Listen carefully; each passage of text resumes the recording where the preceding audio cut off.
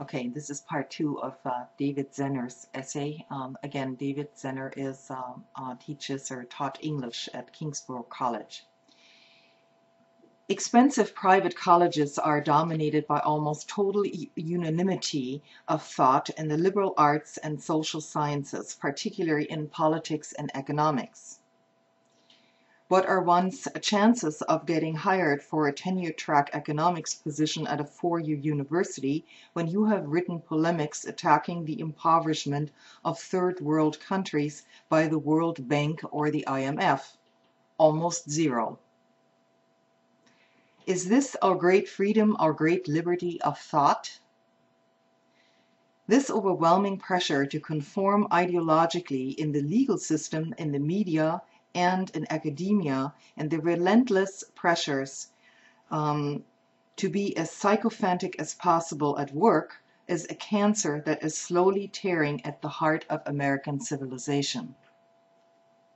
Blind obedience and brainwashing through newspeak begin in school.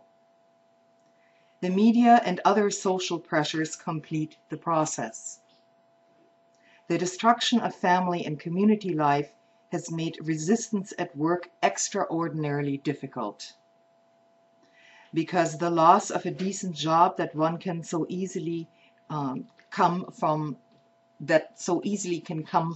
speaking out against unconscionable abuses of power puts the now atomized American in a void, a zone of nothingness, a banishment into purgatory. Americans are constantly lying to themselves about the degree to which they have allowed themselves to become ideologically compromised at work.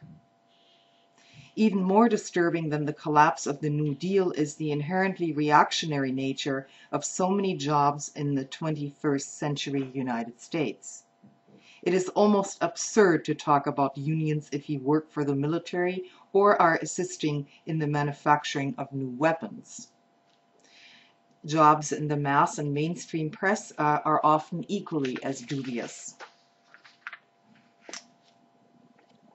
An education system that is viewed by liberals from the 1960s in such an innocent light bears as much responsibility as the media in the lobotomizing of the American mind. Instead of desperately trying to ward off a looming martial law, Americans are busy trying to get ahead at work. Fascism hasn't come to America with rallies and bonfires, but in the fight for the corner office. Take a good look at what Americans will put up with at $10 an hour. And it's clear that unionization and solidarity have reached their nadir in American history. The idea of not making much money yet waking up in the morning and feeling good about oneself is a myth if you are a public school teacher whose hands are tied by anti-literacy administrators or a defense attorney forced to betray clients and plea bargain innocent people into jail. There is still time for the American people to awake and to take back this country. There is still time to resist, to stand up for freedom of expression and for workers' rights. For the elite are rapidly taking us into a place where there may soon be no longer a possibility to resist. Once that Rubicon is crossed, there will be naught but demons all around us.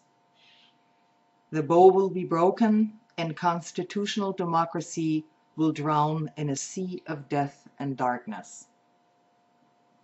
This is part two of an essay by David Penner, Kingsborough Community College. Thanks for listening.